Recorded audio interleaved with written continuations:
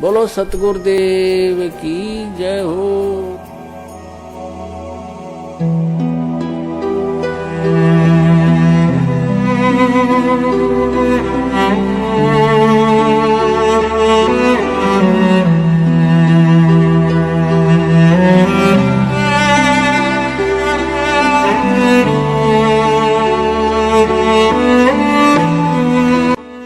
बंदी छोड़ सतगुरु रामपाल जी महाराज जी की जय हो। परमात्मा की सभी प्यारी आत्माओं को पवन दास जयपुर वाले का सत्साहेब। पुण्यात्माओं, सतगुरु रामपाल जी महाराज जी ने एक समय सत्संग के माध्यम से भक्ति विधान के विषय में बताया था कि नाम दीक्षा लेने से पहले गुरु के विषय में आपको जो भी जानकारी या खोजबीन करनी है तो कर लीजिए। पहले साल 2 साल जितना मर्जी सत्संग सुनकर अन्य संतों के ज्ञान से परख करना है तो कर लीजिए। गुरु और ज्ञान के विषय में जितने भी आपके मन में भ्रांतियां और शंकाएं हैं उन्हें खत्म कर लीजिए। गुरु द्वारा दिए जाने वाले ज्ञान को गीता, बाइबल, वेद, कुरान, पुराण आदि किसी भी शास्त्र से मिलान करना है तो कर लीजिए। लेकिन नाम दीक्षा लेने के उपरांत अपने गुरुदेव पर शंका या किसी भी बात को लेकर उन पर अविश्वास जताना स्वयं की भक्ति व जीवन का नाश करने के समान है। संत रामपाल जी महाराज जी ने सैकड़ों बार जिक्र किया है कि ना ही तो मुझे नाम लेकर बकवाद करने वाले शिष्यों की जरूरत है और ना ही मुझे नकली संतों की तरह करोड़ 2 करोड़ चेले बनाकर महिमा की भूख है। सतलोक आश्रम बरवाला में केवल उन्हीं आत्माओं की जरूरत है जो तत्व ज्ञान को आधार बनाकर अपना आत्म कल्याण करवाने की इच्छुक हो। 18 नवंबर सन 2014 से पहले किसी भी भगत भाई बहन को गुरु और ज्ञान पर कोई शंका नहीं थी। आश्रम में ज्ञान के ऊपर बातें चलती तो हर कोई यही कहता था कि भाई ऐसा निर्मल और शास्त्र प्रमाणित ज्ञान तो आज से पहले कहीं सुना ही नहीं था। कोई कहता मैं तो 20 साल से राधा स्वामी पंथ में था, लेकिन सत्संग के नाम पर वही घिसी बीटी 2 बातें और कुछ नहीं। कोई कहता मेरी तो 3 पीढ़ियां कबीरपंथी हैं, लेकिन यथार्थ कबीरपंथ तो मुझे अब संत रामपाल जी महाराज जी की शरण में आकर मिला है। गुरु के विषय में बातें होती तो सबके मुख से यही निकलता था कि धन्य है हमारे भाग्य जो संत रामपाल जी महाराज जैसे सतगुरु मिले। कुछ कहते कि आशीर्वाद के समय उन्होंने जब पहली बार मेरे शीश पर हाथ रखा तो मुझे ऐसा लगा जैसे किसी ने मेरे सर से टनोटन भार उतार दिया हो। कोई कहता कि गुरुजी को जब पहली बार देखा तो ऐसा लगा जैसे मैं इनको सदियों से जानता हूँ और ये वही हैं जो आज बार बार मुझे सौपन में दर्शन दिया करते हैं। भंडारे की बातें होती तो भगत लोग यही कहते कि भाई ऐसा स्वादिष्ट भोजन जीवन में पहली बार खाया है। कुछ कहते कि ये खाना यहाँ का है ही नहीं, यह तो साक्षात सतलोक से आया है। लेकिन जैसे ही सतलोक आश्रम मैनेजमेंट की गलतियों व अहंकार के चलते बरवाला कांड 2014 हुआ तथा मीडिया ने आधा झूठ और आधा सच जनता के सामने परोसना शुरू किया तो उन 70% भक्तों को ज्ञान, गुरु, सत्संग, भगत और आश्रम को लेकर तरह तरह की शंकाओं ने ऐसे लपेट लिया जैसे भूखा अजगर बकरी को लपेटता है। जैसे ही मीडिया वालों ने सतलोक आश्रम के अंदर बना हुआ स्विमिंग पूल दिखाया, आश्रम के अंदर ही एक 5 मंजिला होटल जैसा शानदार बंगला दिखाया, उस बंगले के बाथरूमों में एसी लगी दिखाई, तो दुनिया के उन सभी सर्वश्रेष्ठ तत्व ज्ञान प्राप्त भक्तों को शंका होने लगी कि गुरुजी को क्या जरूरत थी आश्रम में स्विमिंग पूल बनाने की, इतना बड़ा आलीशान बंगला बनाने की। गुरुजी हमें तो कहते हैं कि बच्चों, तुम्हें इस काल लोक में कम से कम सुविधाओं का इस्तेमाल करते हुए एक साधारण जीवन जीना है, और खुद ने नहाने के लिए भी स्विमिंग पूल बनवा रखा था। हमें तो कहते थे कि घर तो 3.5 हाथ, गढ़ा तो 3.25 और खुद 5 मंजिला आलीशान कोठी में रहते थे। भाई, गुरुजी को संत होकर इन सब की क्या जरूरत थी? कबीर साहिब भी तो एक झोपड़ी में रहकर साधारण सा जीवन जिया करते थे।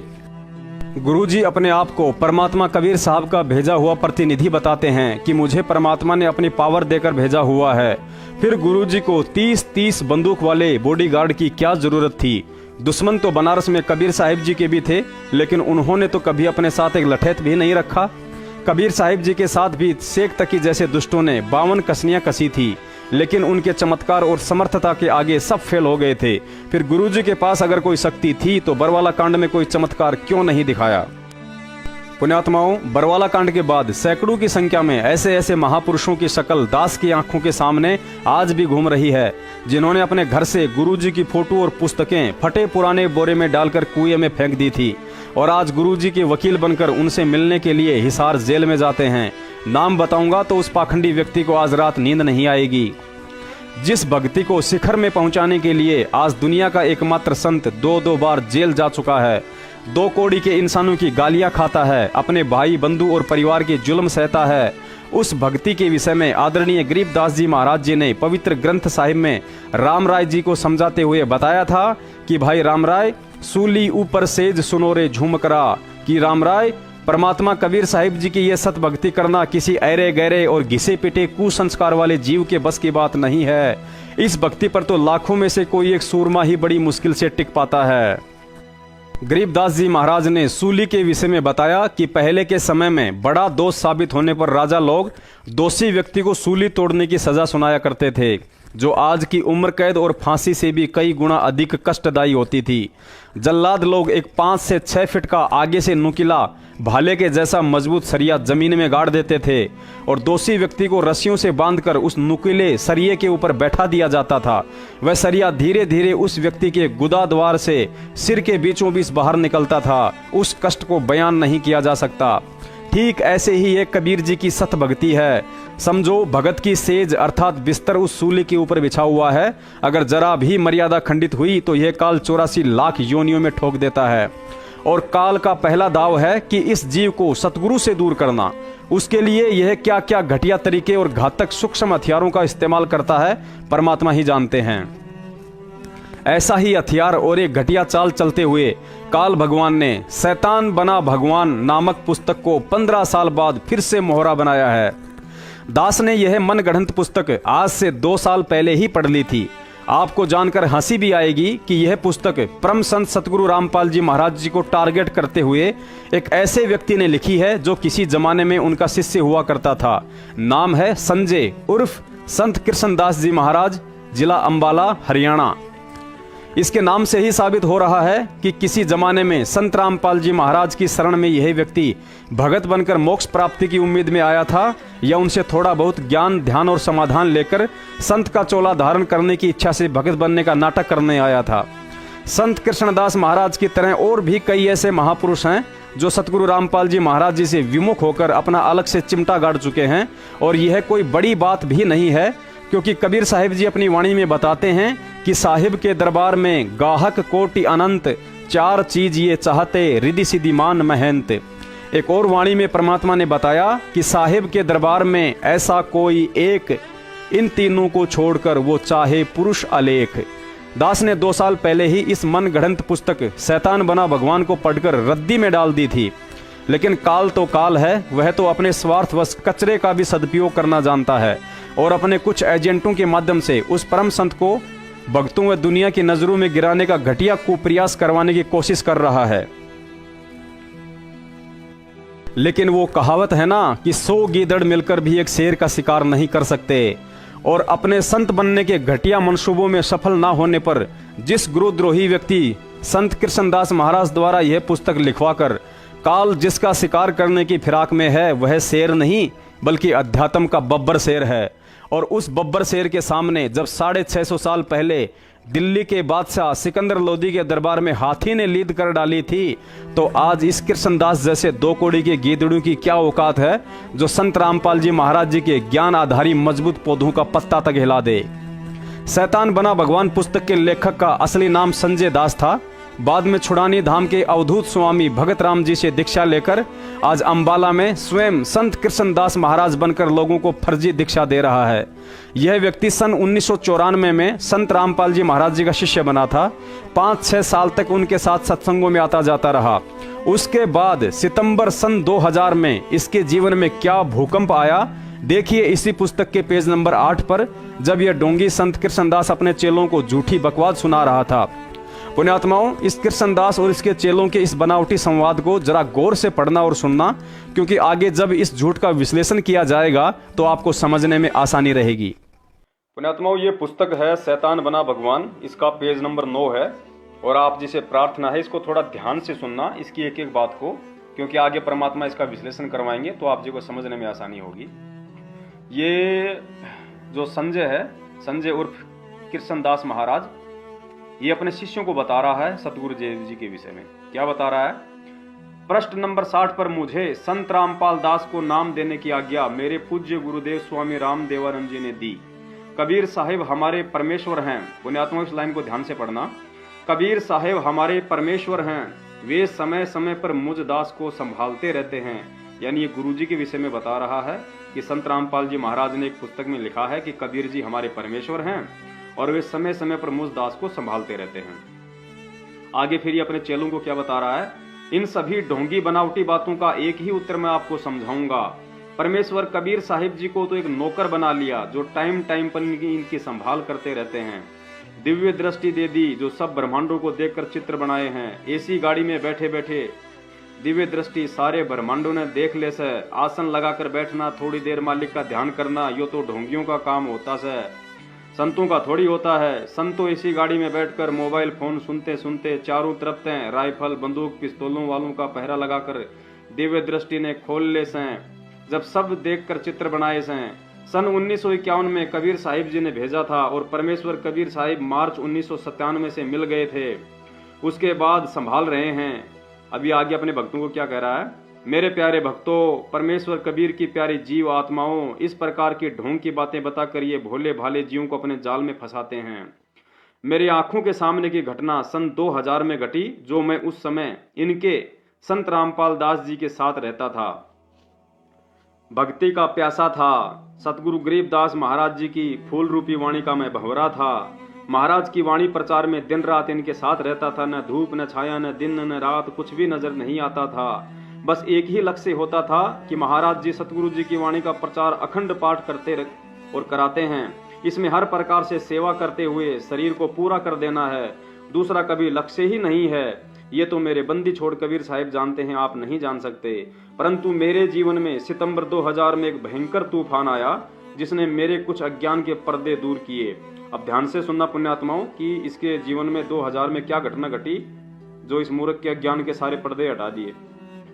रात्रि 12 बजे जब चिड़ी गांव से सत्संग करके जगत गुरु तत्वदर्शी संत रामपाल जी, उनका ड्राइवर जयवीर कपूरा करोथा वाला, सोमवीर करोथा वाला और मैं स्वयं भूतपूर्व नाम संजय भगत जी और सेवक सुनील दास एक टाटा सुमो गाड़ी में बैठकर चिड़ी गांव से लाखन माजरा रोड पर चले। अब आगे ये क्या बताना चाहेगा इसमें कि भाई संत रामपाल जी महाराज कहते हैं कि मुझे दिव्य दृष्टि मिली हुई है, मुझे परमात्मा मिले हुए हैं, मुझे समय समय पर संभालते रहते हैं। तो इन तीनों चीजों को ये अपने चेलों को समझा रहा है कि उनको कितनी दिव्य दृष्टि प्राप्त है और कितना उनको कबीर साहिब जी संभालते हैं। सुमो गाड़ी में बैठकर चिड़ी से लाखन माजरा रोड पर चले। दिव्य दृष्टि का प्रमाण 1997 में कबीर साहिब ने दर्शन दिए, उसका प्रमाण समय समय पर संभालते रहते हैं, उसका प्रमाण। तो चिड़ी गांव से एक मारुति कार पीछे लगी और उसने 2 किलोमीटर गांव से दूर जाकर संत रामपाल जी की गाड़ी की आगे अड़ा दी। 3 बदमाश टाइप के नौजवान लड़के उतर आए और आते ही गाड़ी की चाबी निकाल ली। हम सबको नीचे उतार लिया और सन 1951 में परमेश्वर जी के भेजे हुए जगतगुरु को भी गले से पकड़कर नीचे उतार लिया और गंदी गंदी गालियां दी जो मैं यहाँ नहीं लिख सकता। लगभग 200 फुट दूर ले गए। 5 मिनट तक आपस में बातचीत चलती रही। क्या बातें हुई मुझे मालूम नहीं। उसके बाद गाड़ी के पास ले आए। हम सबको कान पकड़वा दी और कहा यदि ऊपर उठोगे तो जान से मार देंगे और हमारी पिटाई करने लगे और जगत गुरु जी के भी कान पकड़वा दिए और लात घुसे मार कर बोल रहे थे कि बोल मेरी मौसी के घर फिर जाएगा। जगत गुरु जी मना कर रहे थे, कभी नहीं जाऊंगा, आज बख्श दो, फिर प्रचार करेगा। जगत गुरु जी बोले कभी नहीं करूंगा और नाक से 7 लकीर निकलवाई और कहने लगे आज तो छोड़ देता हूं, अगर आगे कहीं हरियाणा में प्रचार करते मिल गए तो घसीट घसीट कर मारूंगा, जा भाग जा हरामजादे। और इतना कहकर पिटाई करते करते चाबी वापस दे दी और हमारे को कहने लगे कि इस लुच्चे आदमी की गैलियां मिल गए हो, तुम्हारा भी नंबर लगेगा। पुण्यात्माओं, इस उपरोक्त घटना से स्पष्ट होता है कि यह कृष्णदास महामूर्ख किस्म का व्यक्ति है जो ज्ञान आधार से नहीं जुड़ा हुआ था। ऊपर वीडियो में आपने जो चिड़ी गांव वाली घटना सुनी, उसके बाद यह मूर्ख व्यक्ति कृष्ण कह रहा है कि इस घटना ने तो मेरी सोच ही बदल डाली, क्योंकि संत रामपाल जी महाराज कहते हैं कि जिसकी दिव्य दृष्टि खुल जाती है वह एसी गाड़ी में बैठा बैठा भी ब्रह्मांडों को देख सकता है। और इसी आधार से उन्होंने ब्रह्मांडों का लघु चित्र भी बनाया था। यदि संत रामपाल जी महाराज की दिव्य दृष्टि खुल गई थी तो उन्हें यह क्यों दिखाई नहीं दिया कि चिड़ी गांव से बाहर निकलने के बाद कुछ लड़के मारुति गाड़ी लेकर उनके साथ साथ हमें भी लात घुसू से मारने वाले हैं। पुण्यात्माओं, कबीर साहिब जी कहते हैं कि वाणी ही से पहचानिए कुटिल नीत की घात, अंदर की करनी की निकले मुख से बात। इस महामूर्ख व्यक्ति कृष्णदास के मुख से निकले इसके शब्द ही यह साबित करते हैं कि इसकी सोच और बुद्धि का स्तर पहले भी पशु तुल्य था और आज भी है। पुण्यात्माओं, याद करो 650 साल पहले की वह घटना जब कबीर साहिब जी ब्राह्मणों के सत्संगों में जाकर उन्हें ब्रह्मा विष्णु महेश जी के विषय में सवाल किया करते थे, तथा एक सत्संग में उन ब्राह्मणों ने कहा कि कबीर तेरा तो कोई गुरु ही नहीं है, फिर तू क्या जाने इन वेद शास्त्रों को। तो कबीर साहिब जी ने कह दिया था कि पंडित जी, मेरा भी वही गुरु है जो आपका गुरु है। और जब इस बात की शिकायत ब्राह्मणों ने स्वामी रामानंद जी से की तो रामानंद जी आग बबूला हो गए और कबीर साहिब जी को पकड़ कर लाने के लिए कहा।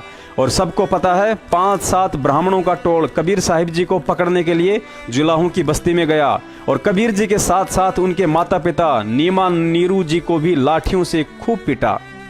अब इस प्रकरण को सुनकर या पढ़कर क्या इस पुस्तक के लेखक मूर्ख व्यक्ति कृष्ण की तरह अपने स्वयं की घटिया सोच से आज हम भी यह भक्ति और कबीर साहिब जी को त्याग दें कि कबीर जी को तो असंख्य ब्रह्मांडों का स्वामी व दिव्य दृष्टि युक्त कहा जाता है, तो उस समय उनकी दिव्य दृष्टि कहाँ चली गई थी जब उन पंडितों ने स्वयं कबीर साहिब जी को व उनके माता पिता को लात घूसों से मार मार कर अधमरा कर दिया था। आगे इस मूर्ख व्यक्ति की शंका है कि संत रामपाल जी महाराज तो कहते हैं कि मुझे 1997 में पूर्ण परमात्मा कबीर साहिब जी आकर मिले थे, उसके बाद समय समय पर संभालने की कहकर अंतर्ध्यान हो गए। अर्थात संत रामपाल जी महाराज के इस कथन से तो कबीर साहिब जी उनके नौकर हो गए जो उन्हें समय समय पर संभालते रहेंगे। पुण्यात्माओं, दास को हंसी आ रही है इस अनाड़ी व्यक्ति कृष्ण के घटिया बुद्धि स्तर पर। आखिर छुड़ानी धाम के किस मंद बुद्धि महंत ने इस पशु को संत कृष्णदास महाराज की उपाधि देकर संत का चोला पहनाकर अंबाला में बैठा दिया। विचार करें, एक पिता अपने बच्चे को अच्छी शिक्षा के लिए घर से दूर शहर की किसी बढ़िया स्कूल में प्रवेश दिलवाकर वही हॉस्टल में उसके रहने खाने की सारी व्यवस्था करवाकर वापस घर को चलते समय उस बच्चे से कहे कि बेटा अच्छे से पढ़ाई करना और घबराने की कोई बात नहीं है, मैं समय समय पर तुझे संभालता रहूंगा, चिंता मत करना। तो क्या वह पिता उस बच्चे का नौकर बन गया? नहीं, क्योंकि यह उस पिता की जिम्मेदारी बनती है कि वह अपने बच्चे को संभालता रहे ताकि बच्चा अपने आप को असुरक्षित और अकेला महसूस ना करे। परमात्मा कहते हैं, अंधे की बाँ पकड़ी अंधे ने, ये मार्ग कौन बतासी। छुड़ानी धाम के अवधूत स्वामी भगत राम जी के इस काल प्रेरित शिष्य कृष्णदास महाराज द्वारा अपनी घटिया सोच आधार से अपने पहले गुरु संत रामपाल जी महाराज जी में दोष निकालना अपने आप में एक मूर्खता की मिसाल है।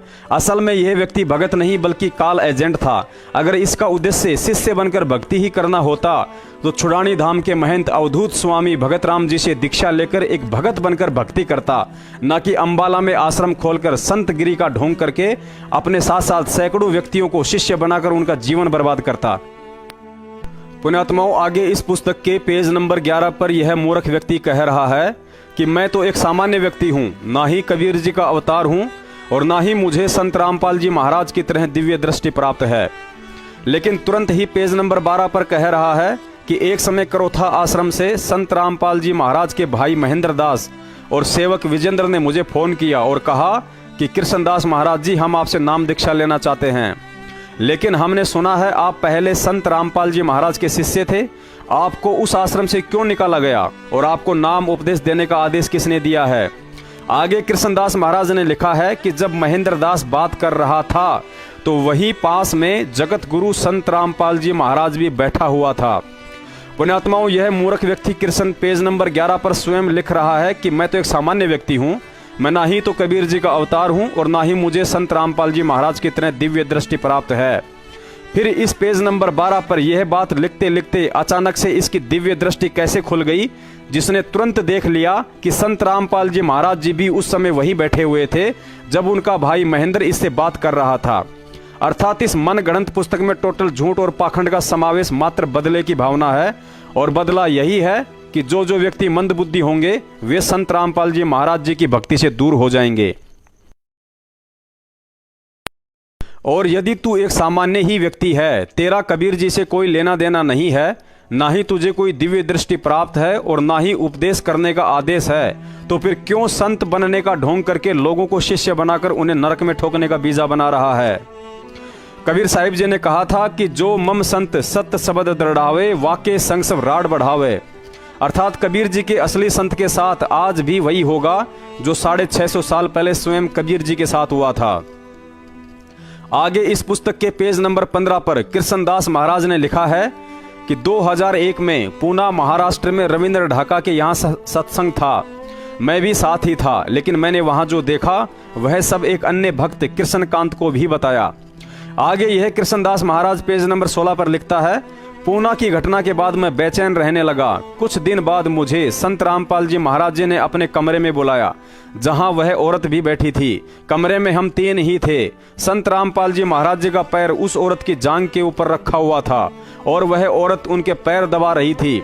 मैंने महाराज जी को शिक्षा ही दी थी कि इस औरत का इस तरह आपके पास अकेले में रहना अच्छा नहीं है, बाहर लोग तकरार करते हैं। पुण्यात्माओं, दास केवल इस निराधार पुस्तक की उवाबाई को आप जी के समक्ष इसलिए रख रहा है ताकि आप जी को भी पता चल सके कि भक्तों का भक्ति से विश्वास डिगाने के लिए काल अपने दूतों को गुरुद्रोही बनाकर किस हद तक गिरा सकता है। आगे लिखा है, जब मैंने महाराज जी को शिक्षा दी तो वह शिक्षा मेरे ही उल्टी पड़ गई। वह औरत बोली, मैं तो ऐसे ही रहूंगी, जिसकी माँ ने दूध पिलाया है हटा के देख ले। उसके बाद संत रामपाल जी महाराज जी ने भी यही कहा कि ये तो ऐसे ही आएगी, जिसे रहना है रहे, नहीं तो जा सकता है। पुण्यात्माओं, यह कहानी पूरी तरह से बनावटी है और यदि असली है तो भी दुनिया में इसका निष्कर्ष केवल तत्व ज्ञान ही निकाल सकता है। कृष्णदास जी, जब तक एक शिष्य गुरु मर्यादा में है तब तक भ्रमित तो उसे काल भी नहीं कर सकता। फिर आप और आपकी यह पुस्तक कौन से खेत की मूली है। परमात्मा कहते हैं, और ज्ञान सब ज्ञानड़ी, कबीर ज्ञान सो ज्ञान, जैसे गोला तोप का करता चले मैदान। हाल ही चंडीगढ़ हाई कोर्ट ने एक ऐसे व्यक्ति को 7 साल जेल में रहने के बाद बाइज्जत बरी किया है, जिसको निचली अदालत ने उम्र कैद की सजा सुनाई थी। उस पर आरोप था कि उसने एक लड़की को अगवा करके घर ले जाकर अपनी माँ, पत्नी और बहन के सामने उसका बलात्कार किया। लेकिन जब मामला हाई कोर्ट में गया तो जज ने उसे बाइज्जत बरी करते हुए फैसला सुनाया कि कोई गिरे से गिरा हुआ व्यक्ति भी अपनी माँ, बहन और बीवी के सामने किसी का बलात्कार नहीं कर सकता। पुण्यात्माओं, ठीक इसी तरह आज के दिन इस पृथ्वी सहित 21 ब्रह्मांडों में ऐसा कोई संत महंत विद्यमान नहीं है और ना ही 650 साल पहले कबीर साहिब जी के अलावा कोई था जो अपने माता पिता का गुरु बनकर भक्ति करवाता था और बेटा होकर माँ बाप को आशीर्वाद देता था और माँ बाप दोनों अपने बेटे को जमीन पर लेटकर दंडवत प्रणाम किया करते थे। यह कर्म और हिम्मत कोई इंसान नहीं बल्कि परमात्मा ही कर सकता है। आज यदि ऐसा कोई पृथ्वी पर मौजूद है तो वह महापुरुष संत रामपाल जी महाराज है, क्योंकि भगवान वाले काम तो केवल भगवान ही कर सकता है और ऐसे महापुरुष के विषय में इतनी घटिया बात लिखना तो दूर, सोचने वाला भी घोर नरक का अधिकारी है। पुण्यात्माओं, वही सेम काशी वाली कहानी, जिस समय अर्जुन सरजुन कबीर साहिब जी के पास उनको इस गुरुद्रोही कृष्ण की तरह शिक्षा देने गए थे, तो सेम यही दृश्य था। अर्थात कबीर साहिब जी का पैर भी अर्जुन सरजुन को नाम लेने के बाद भी वैश्या दिखाई दे रही उस गणिका बहन की जांघ के ऊपर ही रखा हुआ था और वह बहन अपने पिता के चरणों की सेवा कर रही थी। लेकिन दोस्त तो अर्जुन सरजुन के मन में था, उन दोनों बाप बेटी के अंदर नहीं। अब यहाँ विचार करें, पेज नंबर 16 पर इस कृष्णदास ने स्वयं लिखा है कि मुझे संत रामपाल जी महाराज ने स्वयं अंदर बुलाया था और जब मैं अंदर गया तो उस औरत की जांघ के ऊपर संत रामपाल जी महाराज जी का पैर रखा हुआ था और वह पैरों को दबा रही थी। अरे थोते दिमाग वाले मूर्ख इंसान, यदि उन दोनों बाप बेटियों के दिमाग में तेरी तरह गोबर भरा होता या मन में कोई दोष होता तो संत रामपाल जी महाराज जी तुझे उस बहन के सामने अंदर क्यों बुलाते, या बुलाते भी तो अपना पैर एक तरफ हटा लिया होता। लेकिन गुरु की परीक्षा को तेरे जैसा रिद्धि सिद्धि और महंत बनने की भूख रखने वाला मूर्ख इंसान क्या समझे। अंतर्यामी को पहले ही पता होता है कि आगे चलकर टोकरी में रखा हुआ एक गंदा फल हजारों फलों को बर्बाद करे, इससे अच्छा है उसे बाहर फेंक दिया जाए। और संत रामपाल जी महाराज जी से सत्संगों में वह गणिका बहन की कथा सैकड़ों बार सुनने के बाद भी जब परीक्षा का समय आया तो यह कृष्णदास स्वयं ही भूल गया। अगर यह बात सत्य है तो इसमें कोई संशय नहीं है कि वह दृश्य इस मूर्ख की परीक्षा लेने के लिए उन्होंने उस सरोज नाम की बहन को निमित्त बनाकर दोहराया होगा। इसने अपनी पुस्तक में उस बहन का नाम नहीं लिखा है, लेकिन दास को इस घटना के विषय में सारा पहले ही पता था। कहते हैं गुरु की परीक्षा में कोई बिरला ही पास होता है। एक समय नानक साहिब जी ने अपने शिष्यों की परीक्षा ली। उन्होंने एक मुर्दा इंसान मंगवाया और अपने सभी शिष्यों को आदेश दिया कि जो जो व्यक्ति मुझे अपना गुरु मानता है इस मुर्दे को खाना शुरू कर दे। सब के सब पीछे हट गए, केवल एक शिष्य ही सामने आया और कहा, गुरुजी आगे से खाना शुरू करूं या पीछे से। असल में लोगों को वह मुर्दा दिखाई दे रहा था, लेकिन वह हलवा प्रसाद था और वही एक शिष्य आगे चलकर गुरु अंगद देव जी के नाम से प्रसिद्ध हुआ। उसके बाद इस पुस्तक में आगे यह मूर्ख प्राणी स्वयं लिख रहा है कि जब मैं आश्रम से आने लगा तो मुझे संत रामपाल जी महाराज जी ने बहुत डराया कि भक्ति से दूर होगा तो गधा बनेगा, नरक में जाना पड़ेगा, आदि आदि।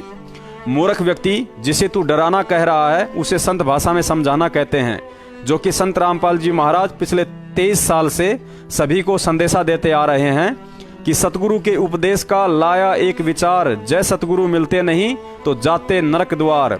नरक द्वार में दूध सब करते खेचा तानी, उनसे कभू न छूटता फिर फिरता चारों खानी। चार खानी में भरमता कभू न लगता पार, सो फेरा सब मिट गया मेरे सतगुरु के उपकार। पुण्यात्माओं, यह सत्य भक्ति मार्ग और इस भक्ति मार्ग से जीवों को भटकाने के लिए काल भगवान 72 करोड़ अप्सराएं और 9 लाख उर्वशी सहित अपनी पत्नी दुर्गा तक को साधक का विश्वास डिगाने के लिए कैसी कैसी घटिया हरकतें करने के लिए बाध्य कर देता है। उदाहरण के लिए कबीर साहिब जी का मगर से सतलोक जाना और रास्ते में स्वयं दुर्गा द्वारा उन पर तरह तरह के डोरे डालने वाला प्रकरण ही काफी है। फिर इस कृष्णदास जैसे 2 कौड़ी के एजेंट द्वारा ऐसी मन गढ़ंत पुस्तक छपवाकर भक्तों को डिगाने की कोशिश तो ऊंट के मुंह में जीरे जैसा छोटा सा प्रयास है।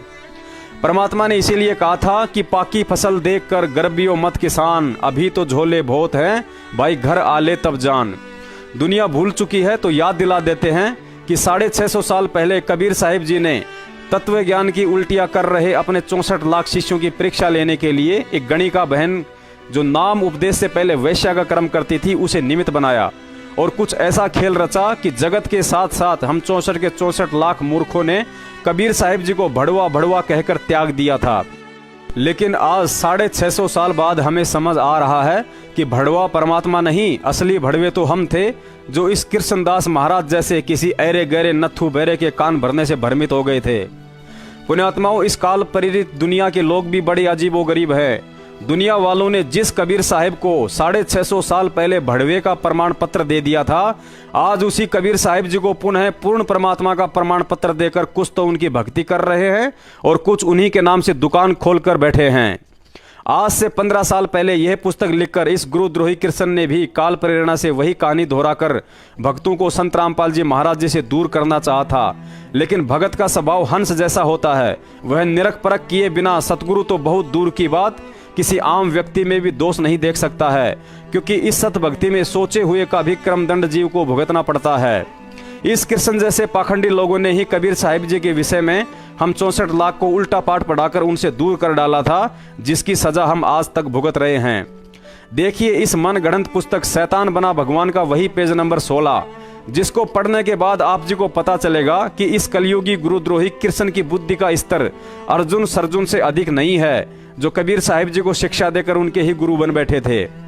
उन्होंने कहा था कि गुरुजी यह नीच का घर है, आपको यहाँ नहीं बैठना चाहिए था, बाहर काशी में आपकी बदनामी हो रही है। और ठीक यही शब्द इस पुस्तक के 16 नंबर पेज पर इस मूर्ख कृष्ण ने स्वयं अपने हाथों से लिखे हैं। पुण्यात्माओं, देखिए इस पुस्तक का पेज नंबर 16 जिस पर यह मूर्ख व्यक्ति कृष्ण लिख रहा है। तो मैंने हिम्मत सी करके कहा कि यह औरत अकेली अंदर आती है, और जब आप पूना गए उस दिन से पूरा दिन व पूरी रात यह अंदर आपके कमरे में ही रही। यह सब अच्छा नहीं है, हम गलत नहीं सोचते, परंतु यह सब अच्छा नहीं है। मैंने तो एक शिक्षा ही दी थी, परंतु उल्टी मेरे ही पड़ गई। पुण्यात्माओं, गुरुजी ने एक सत्संग में बताया कि 2 लड़के स्वांग देखने गए थे। उस स्वांग में एक स्त्री और पुरुष एक्टिंग कर रहे थे। एक साथी ने कहा कि देखो यह लड़की कितनी सुंदर है।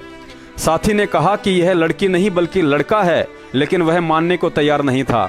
स्वांग खत्म होने के बाद वह लड़का अपने साथी को उस कमरे में ले गया जहां लड़की की एक्टिंग कर रहा वह लड़का लड़की वाले अपने सभी कृत्रिम अंग उतारकर खूंटी पर टांग रहा था। साथी ने कहा कि यह तो वास्तव में लड़का ही है।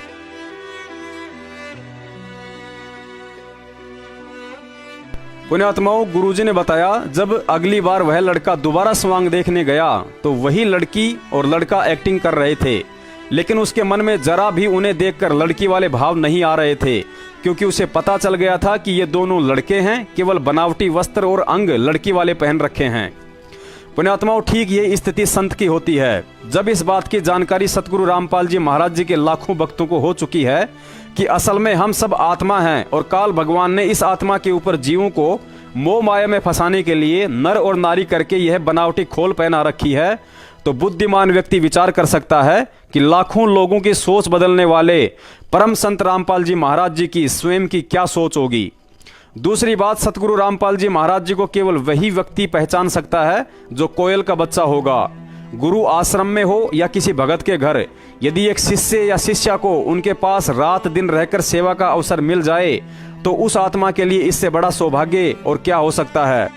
शिष्य और गुरु का रिश्ता बाप बेटी के रिश्ते से कई गुना बढ़कर होता है। इसे कोई मूर्ख क्या समझे। ये तो ऐसा है जैसे गूंगा व्यक्ति गुड़ खाकर उसका स्वाद नहीं बता सकता। केवल इस रिश्ते को शुद्ध आत्मा ही अनुभव कर सकती है। बाकी आरोप लगाने वालों ने तो साक्षात कबीर साहिब जी को भी नहीं बख्शा था। कबीर साहिब जी कहते हैं, गुरु करो 10 पांचा, जब तक ना मिले गुरु सांचा। यही बात पवित्र पुस्तक ज्ञान गंगा में परम संत रामपाल जी महाराज जी ने लिखी है। यदि मुझसे उपदेश लेने के बाद भी आपको यह ज्ञान समझ में नहीं आता है तो बेहिचक अपना गुरु बदल सकते हैं, लेकिन साथ ही भक्ति विधान के हिसाब से एक हिदायत भी दी है कि अपने गुरु की निंदा कतई ना करें, क्योंकि संत का निंदक पाप का भागी बनता है और गुरुद्रोही कहलाता है। और आजकल व्हाट्सएप पर शैतान बना भगवान पुस्तक का ज्यादा से ज्यादा कुप्रचार वही गुरुद्रोही व्यक्ति कर रहे हैं जो बरवाला कांड के बाद अपनी अज्ञानता और महामूर्खता वश संत रामपाल जी महाराज जी की सत भक्ति को त्याग कर एक काल प्रेरित पंथ मदन पंथ में जा रहे हैं, क्योंकि उस पंथ के प्रचारक नितिन रायजादा को संत रामपाल जी महाराज जी से कुछ आवश्यकता से ज्यादा ही ईर्ष्या है। ये व्यक्ति भक्ति तो वैराग्य साहिब की करता है, लेकिन इसके दिमाग में सिमरन 24 घंटे सतगुरु रामपाल जी महाराज जी के नाम का ही चलता रहता है। इसे लगता है यदि संत रामपाल जी महाराज जी को नीचा दिखा दिया जाए तो मैं सर्वाजीत बन सकता हूँ। इस मदन पंथी नितिन की सोच और बुद्धि उस भैंसे के जैसी है जिसका जिक्र एक बार सत्संग में सतगुरु रामपाल जी महाराज जी ने किया था। एक गांव में भैंसा रहता था, लेकिन आसपास के भैंसों से इतना द्वेष रखता था कि किसी को भी अपनी सीमा में घुसने नहीं देता था, और कभी कभार कोई गलती से उस गांव में आ भी जाता था तो उसे मार मार कर भगा देता था। एक दिन उस गांव के रास्ते कोई महावत हाथी लेकर जा रहा था। गर्मी का समय था, सोचा इस तालाब के किनारे कुछ समय आराम करता हूं और तब तक हाथी भी तालाब में नहा लेगा। महावत ने हाथी को तालाब में छोड़ा और पेड़ के नीचे सो गया। हाथी तालाब के अंदर गहरे पानी में जाकर बैठ गया। केवल उसके सिर के ऊपर का थोड़ा सा हिस्सा ही बाहर दिखाई दे रहा था। संयोगवश उस तालाब की तरफ उस भैंसे राम का आना हो गया। जब उसे तालाब में हाथी के सिर का थोड़ा सा वह काला काला हिस्सा दिखाई दिया तो आग बबूला हो गया और सोचने लगा कि मेरी इजाजत के बिना किस गांव के भैंसे की इतनी औकात हो गई इस तालाब में नहाने की। गुरुजी बोले, भैंसा उसे मारने के खातिर 100 की स्पीड से दौड़ा और पानी में छलांग लगा दी। जैसे ही उसने पानी में छलांग लगाई तो हाथी भी खड़ा हो गया। अब जैसे ही हाथी खड़ा हुआ तो गुरुजी हंसते हुए बोले, पहली बार इतना बड़ा जानवर देखकर भैंसे का टट्टी पेशाब दोनों निकल गए, और जितनी तेजी से तालाब में घुसा था उतनी ही तेजी से बाहर को भागते हुए 2 किलोमीटर दूर जाकर देखा कि आज ये क्या बला थी। अब तक इस नितिन जैसे लोगों का पाला केवल भैंसे से ही पड़ा था। अब पहली बार अध्यात्म के हाथी परम संत रामपाल जी महाराज जी से आमना सामना हुआ है, और अंत में सिवाय गोबर करते हुए भागने के अलावा इसके पास और कोई चारा नहीं बचेगा। पुण्यात्माओं, सतगुरु के मुख कमल से निकली कोई भी वाणी या शब्द अनायास नहीं होता है। उसका एक गहरा और गूढ़ अर्थ होता है। ये अलग बात है कि हम उसे समझ नहीं पाते। यदि सतगुरु रामपाल जी महाराज जी ने कबीर सागर और सूक्ष्म वेद से कुछ वाणियां छांटकर हमें नित्य नियम बनाकर दिया है, या अपने सत्संगों में वे बार बार हमें सुनाते हैं, तो समझो वाणियों का गहरा राज है। ऐसी ही एक वाणी है, द्वार धनी के पड़या रहे और धक्के धनी के खा, सो काल झकझोल ही पर द्वार छोड़ ना जा। यहाँ सतगुरु ने हमें शिक्षा दी है, अभी तक तुम काल के ग्रास थे, लेकिन अब तुम युगों युगों से थक हार कर इस काल की कैद से निकलकर मेरी शरण में आ चुके हो। परंतु काल भी प्रबल शक्ति है, अपना शिकार इतनी आसानी से छोड़ता नहीं है। मैं तुम्हें तत्व ज्ञान देकर मजबूत बनाऊंगा तो काल भी उतनी ही तेजी से अज्ञान फैलाकर तुम्हें पुनः भ्रमित करने की हर संभव कोशिश करेगा।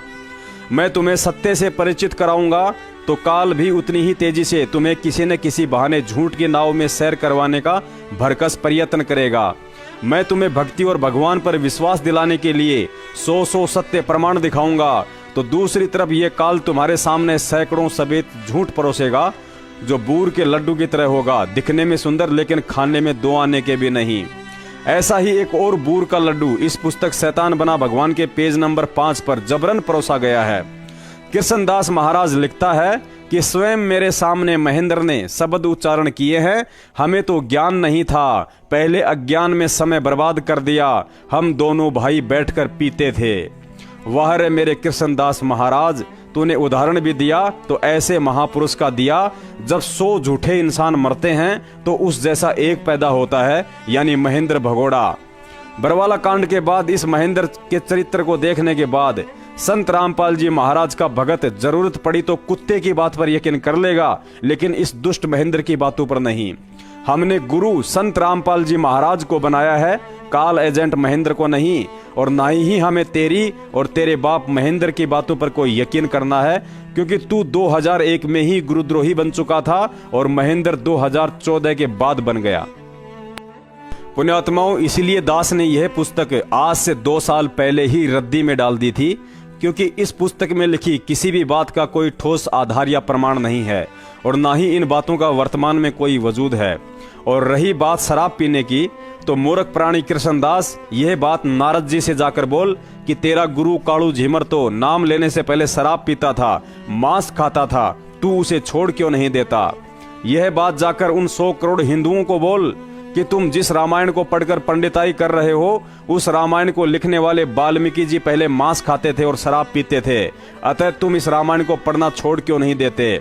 और फिर आकर मुझे बताना कि नारद ने कालू झीमर को त्याग दिया या हिंदुओं ने रामायण को पढ़ना त्याग दिया, और यदि नहीं तो तेरे बराबर नीच इंसान कोई दुनिया में नहीं जो ईर्ष्यावश कुछ भी लिख रहा है। दूसरी बात, इस भक्ति का विधान कबीर साहिब जी ने बनाया है और उनके विधान में शिष्य के लिए हिदायत है कि गुरु की कथनी पर चलना है, करनी पर नहीं। मुझ पवन दास को सतगुरु रामपाल जी महाराज जी से सन 2013 में नाम दीक्षा मिली थी। अब सन 2012 में या उससे पहले संत रामपाल जी महाराज अपने भाई के साथ शराब पीते थे या हुक्का, वे बालाजी पूजा करते थे या खाटू श्याम जी, मुझे इन सब बातों से कोई लेना देना नहीं है। ठीक ऐसे ही यदि किसी भगत ने उनसे सन 1994 में नाम दीक्षा ली है तो सन 1993 या उससे पहले संत रामपाल जी महाराज क्या करते थे और क्या नहीं, इन सब बातों से उस भगत को कोई लेना देना नहीं होता है और ना ही होना चाहिए। अरे नालायक इंसानों, रही बात हम भक्तों के विश्वास की, तो उस पाखंडी कृष्णदास महाराज ने तो अपनी पुस्तक में खाली एक ही औरत का जिक्र किया है। यदि सैकड़ों भी दिन रात उस परमपिता के शरीर से लिपटे रहें तो भी इस सृष्टि में ऐसी कोई शक्ति नहीं है जो हमारा विश्वास सतगुरु रामपाल जी महाराज और उनकी भक्ति से डिगा सके। तुम तो खाली ये बनावटी बातें इन पुस्तकों में लिख रहे हो। यदि यही बात संत रामपाल जी महाराज अपने मुख कमल से भी कह दें तो भी हम आत्माओं को यकीन नहीं होगा, क्योंकि यह आध्यात्मिक खेल है जिसे समझना तुम जैसे माया के पुजारियों के बुद्धि के बाहर की बात है। पुण्यात्माओं, परमात्मा की वाणी है, एक टूक के कारण कुत्ता 70 घर फिर आवे और विश्वास के कारण हाथी घर पर बैठा बैठा मन भर खावे।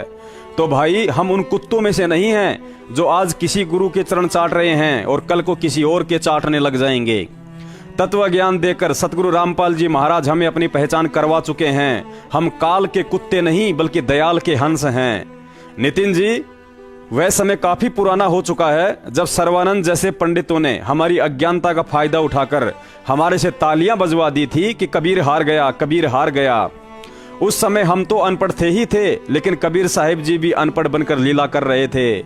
लेकिन वर्तमान का कबीर इंजीनियर है, इंजीनियर। पहले सिंचाई विभाग का बनकर पौधों को सींचा करता था और अब अध्यात्म का इंजीनियर बनकर अपने भक्तों को सींच रहा है।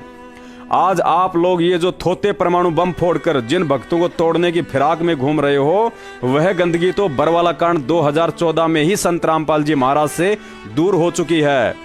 बरवाला कांड के बाद अपने मन में सच्चे सतगुरु के प्रति दोष लाने वाले उन मंदबुद्धि लोगों ने तत्व ज्ञान आधार से यह विचार नहीं किया कि जिस संत रामपाल जी महाराज ने अध्यात्म के जो प्रमाणित रहस्य दुनिया के सामने उजागर किए हैं, उन्हें उजागर करने का अधिकार व आदेश कबीर साहिब जी ने आदरणीय धर्मदास जी को भी नहीं दिया था और ना ही गरीबदास जी को दिया। गुरुजी ने एक सत्संग में बताया था कि मैं कहता आखन की देखी और तुम कहते कागज की लेखी। गुरुजी ने साफ साफ कहा था कि बच्चों, भक्ति की जंग विश्वास रूपी हथियार से लड़ी जाती है। यदि सतगुरु पर विश्वास है तो ही तुम्हारे ये मंत्र रूपी बाण सही से काम करेंगे। मैं तुम्हें 23 साल से वेद, गीता, कुरान, पुराण, बाइबल आदि से 100 सत्य प्रमाण दिखाकर भक्ति का पहलवान बनाना चाहता हूं, ताकि तुम्हारा सतगुरु पर अटल विश्वास और भक्ति पर दृढ़ता आने वाली पीढ़ियों के लिए एक मिसाल बने। जैसे आज तुम लोग मीराबाई, नानक जी, सदना जी, नामदेव जी और प्रहलाद भगत जैसे दृढ़ भक्तों के किस्से सुनकर भक्ति कर रहे हो, ऐसे ही आने वाली पीढ़ियां भी आज इस संकट के दौर में भी दृढ़ होकर भक्ति कर रहे तुम भक्तों की कहानियां सुनकर मजबूत बनी रहें। परमात्मा कहते हैं, गरीब कच्चा हीरा कर्च हो नहीं सहे घनमार, ऐसा यह मन हो रहा लेखा लेकर तार। अगर कभी कोई कॉल एजेंट हमारे सामने इस तरह की घटिया उआबाई युक्त पुस्तक या निराधार बातें करके विचलित करने की कोशिश करें तो समझ लेना सतगुरु हमारे विश्वास की परीक्षा ले रहा है।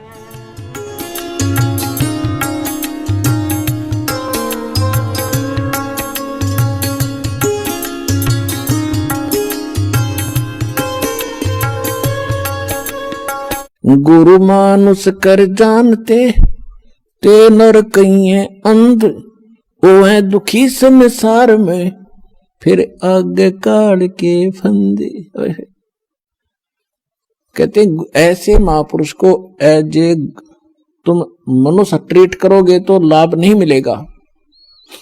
उसके लिए परमात्मा क्या कहते हैं कि गुरु गोविंद कर जानियो रहियो शब्द समाए, मिले जब दंडवत बंद की नहीं पल पल ध्यान लगावे। कि गुरु को परमात्मा जानकर आप व्यवहार करना। अपना तो एक सीधी सी बात है, जैसे ये दास परमात्मा ने भेज दिया तो दास वो परमात्मा नहीं है जिसकी आपको चाह है, लेकिन इस दास को एज ए गॉड ना मानोगे, भगवान की तरह नहीं मानोगे तो वो भगवान नहीं मिल सकता। अब जैसे एक गणित का एक प्रॉब्लम आती है, गणित में एक प्रश्न आता है, उसमें मूलधन ज्ञात करना होता है, बाकी दर भी टाइम भी सारा कुछ दिया होता है। तो उस मूलधन तो अरबों खरबों में होता है, अरबों खरबों का अमाउंट कई करोड़ रुपए का होता है। तो उस कई करोड़ अरब खरब के मूलधन को जानने के लिए आपको मानना पड़ता है सपोज मूलधन इज 100 रुपीज। जो मूलधन है वो 100 रुपये, मान लो मूलधन 100 रुपये मानकर हम सवाल निकाला करते, प्रॉब्लम हल करते थे। तो वो प्रश्न का हल ऐसे ही होगा ना, हो ही नहीं सकता। लेकिन वो 100 रुपये मूलधन नहीं है, लेकिन वो मानना पड़ेगा, तब उससे वो दर निकलेगी और उसके बाद फिर कैलकुलेशन करके हम निकालते हैं। वो ओरिजिनल मूलधन तब प्राप्त होता है, तब हम सफल होते हैं। इसी प्रकार आप जी ने इस दास को मानना पड़ेगा। मान लो रामपाल भगवान, रामपाल वो भगवान नहीं है।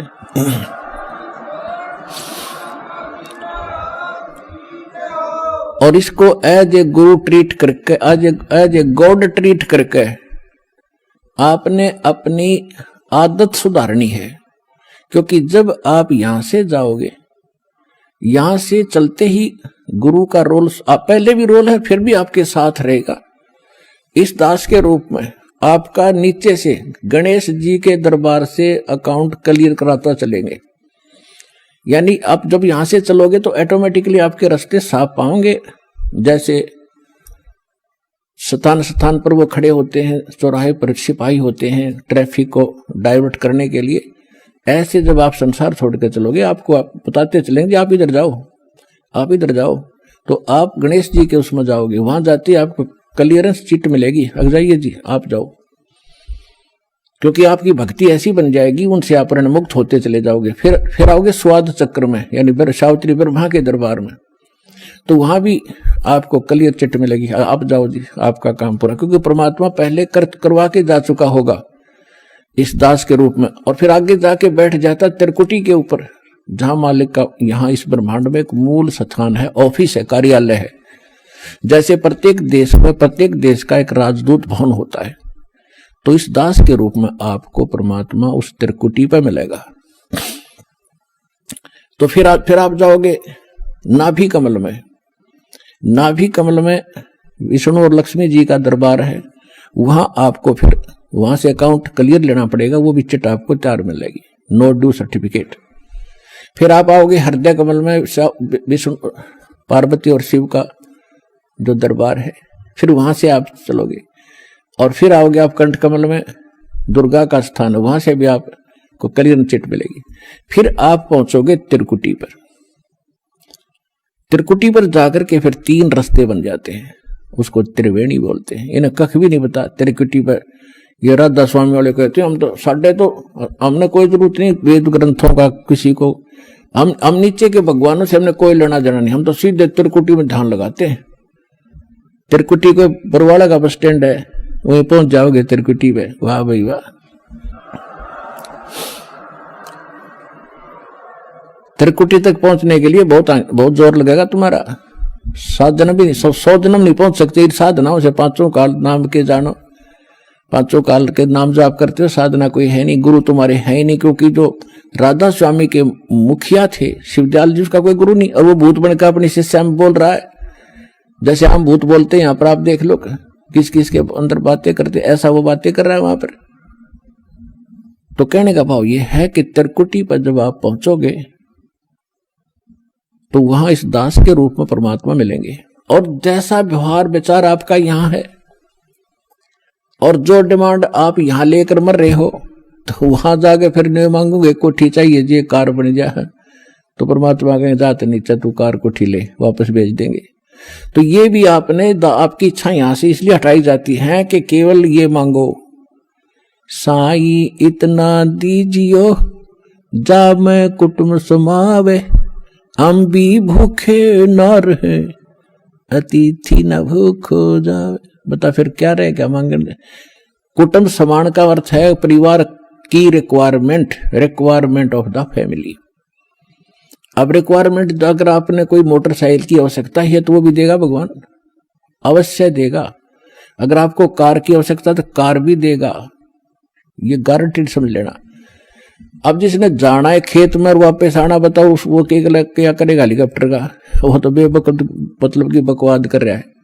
तो इस तरह की, और फिर कहने अभाव ये मान ले कार मिल गई जब के कौन सा तो देवता बन गया, निर्धन भक्ति कर रहा है, मजदूर भक्ति कर रहा है। भक्ति भगवान को प्यारी है, भगत भगवान को प्यारा है, तो भक्ति करनी पड़ेगी। किसी ने सुविधा है ऐसे जाने में तो वो कोई दिक्कत नहीं, वो ले लो, वो दे देगा।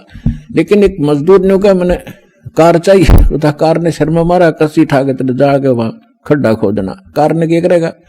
हाँ, भक्ति दोनों ही करोगे, दोनों ही मुक्त होंगे। एक भक्ति दोनों ही सफल होगे, वो कार में घूमने भी सफल होगा और मजदूर भी को भी वही पद मिलेगा जो उस कार में बैठे हुए को मिलेगा। तो हमने तो वो चाहना है, यहाँ की वस्तु चाहिए नहीं आपको।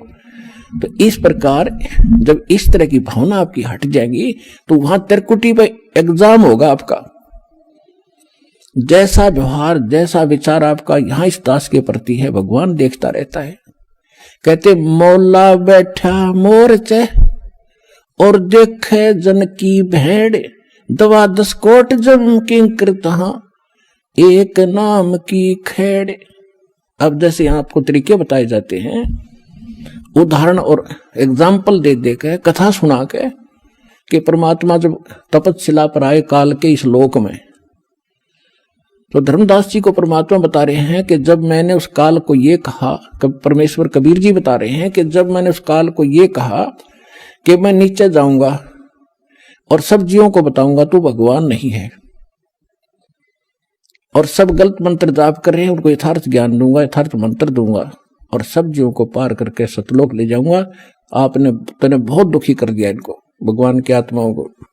तब वो काल इतना ताकतवर है कि मेरे ऊपर झपट्टा मारा मारने के लिए, तो मैंने सतनाम का जाप शुरू कर दिया। और जो ही मैंने सिमरण किया श्वास से, ऐसे गिर गया जैसे पक्षी की पांख कट जाती है। तो कहने का भाव ये है कि जब आप पर कोई आपत्ति आती है, प्रथम मंत्र मिला है तो उसका सिमरण कर दिए शुरू, और सेकंड मिला है सतनाम तो सतनाम का सिमरण शुरू कर दीजिए। सारनाम मिला है तो वो तो कहना है क्या है, वो सिमरण कर दीजिए। तो तीनों ही एक जैसा प्रोटेक्शन करेंगे यहाँ की आपदाओं में। तो यहाँ परमात्मा हमें बताना चाह रहे हैं, तो यहाँ हमें बताना चाह रहे हैं कि जब कोई भी आपत्ति आवे तो अपने श्वास का सिमरण आपने शुरू कर देना चाहिए।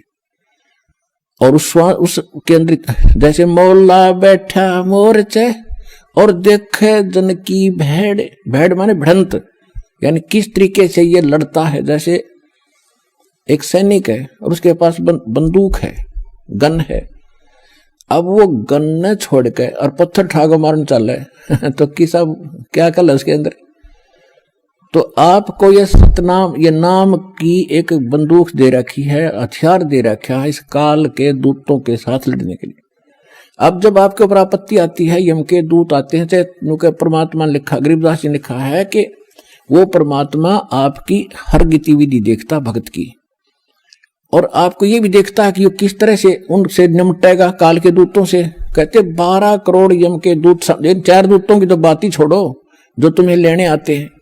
अगर 12 करोड़ यम के दूत सामने खड़े हों और आपने एक सिमरण कर दिया, वो 12 करोड़ न्यू पड़ेंगे, जाके एक दूसरे के ऊपर उछलते भागते नजर आओगे, न्यू मैदान साफ कर जाएंगे।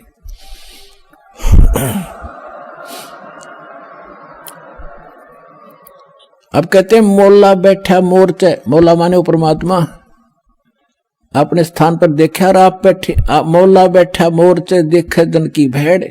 जो मोर्चे में भक्त बैठा है, यानी मोर्चा है हमारा हर काल का ही, उसके साथ हम लड़ रहे हैं, संघर्ष कर रहे हैं, भक्ति कर रहे हैं, सिमरण कर रहे हैं। और कहते हैं उस जैसे आपत्ति आती है उसमें अपना सिमरण शुरू करो दाता का, सब बातें भूल के। और वहां न्यू का हरी मां मर गया बचाइए तो कहेगा भगत है वो। तो परमात्मा ये देखता है कि वहां आप कैसे, कौन सा फार्मूला अपनाओगे, तो वो तरीके आपको यहां बताए जाते हैं। तो वहां एग्जाम होगा त्रिकुटी बजा का आपका। तो यहां परमात्मा कहते मौला बैठा मोर्चा देखे दिन की भेड़, आपकी लड़ाई देखता है, बढ़त देखता है, यो कैसे मुकाबला करता है। बंदूक धर के पत्थर ठाता है या बंदूक दिखावा है, तो फिर ज्यादा फर्क पड़ जाए, बंदूक दिखाते हैं तो सिमरण स्वरूप नाम के सिमरण से संकट टलेंगे। और कहते हैं 12 कोट जम किंकर जहां 12 दूत यम के दूत सारे के सारे आपके सामने आ जाओ, और एक नाम की खैड़, खैड़ माने टक्कर नु मारा सब गिरता चल तगड़ा आदमी होता है। तो ऐसे वो मंत्र की इतनी जबरदस्त शक्ति है, क्योंकि ये ज्ञान जो बोला गया था सिंपल और अनएजुकेटेड व्यक्ति थे, उनको सिंपल लैंग्वेज में समझाना था। तो वो परमात्मा आपकी बढ़ंत यानी आपकी एक्सरसाइज देखता है कैसे कर रहा है। तो वो जैसे इस दास के साथ आप व्यवहार, जैसे आप यहाँ डिमांड करते हो, तो धीरे धीरे देखो प्रथम बार को भक्त आता है उसको तो कंपलसरी है, वो तो मांग गएगा, और ये भगवान देगा ही देगा, इसके घर में कोई घाटा है कोई नहीं। ज्ञान इसलिए दिया जाता है कि तू क्या मांग रहा है उतना मांग ले जितनी तुझे जरूरत है, और बाकी भगवान पे छोड़, उसने क्या पता नहीं मेरे बच्चे को क्या आगे आवश्यकता है। आगे तैयार खड़ा पाओगा आपका, आपसे पहले खड़ा मिलेगा, इसको किस चीज की आवश्यकता है। पति भरता जमी पर जो जो धर पाओ, समृत झाड़ू देत है ना काटा लग जाए। तो आप उसके हो गए, तो फिर आपके जीवन रूपी सफर में झाड़ू लेकर, कहते हैं मैं उसका दास हूं। दास किसे कहते हैं? गुलाम को। भगवान दास भी पीछे रह जाए, लेकिन भगवान आपकी पुकार से सुनते ही आगे खड़ा पाओगा, और उसको पहले भी खड़ा पाएगा कि मेरा बच्चा आ रहा है, और साफ कर दो कि देश के कर्म के कांटे ना चुभ जा। तो इतना आपने इस मालिक में समर्पित होना पड़ेगा पतिव्रता की तरह, तब लाभ होगा।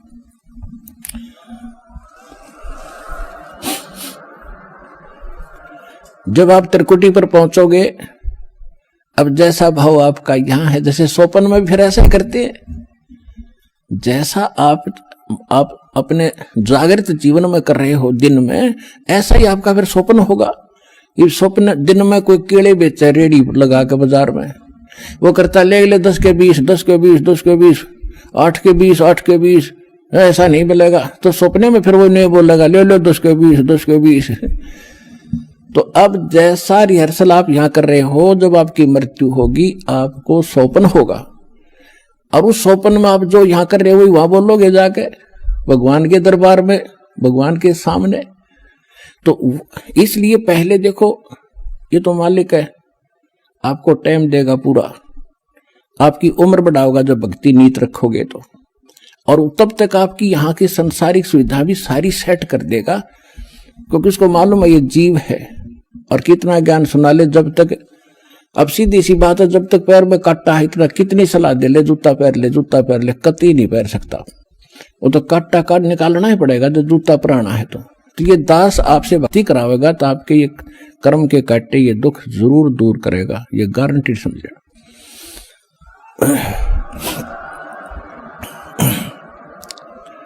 तो उसके लिए आपको धैर्य रखना पड़ेगा। धीरे धीरे रे मना धीरे सब कुछ हो, और माली सीते 100 घड़ा ऋतुआएं फलो।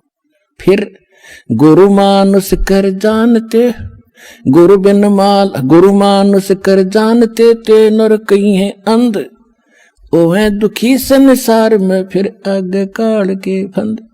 परमात्मा आपको त्रिकुटी पे मिलेंगे, वहां जाते ही आप समर्पित हो, जैसे दंडोत करोगे तो देखोगे मुंह की तरफ, और परमात्मा जिधर जाएंगे आप पीछे पीछे वहीं भाग लोगे, वहीं साथ जाओगे। तो वहां आपको धर्मराज के दरबार में ले जाया जाएगा, गेल जाएंगे दत्ता साथ में इस दास के रूप में।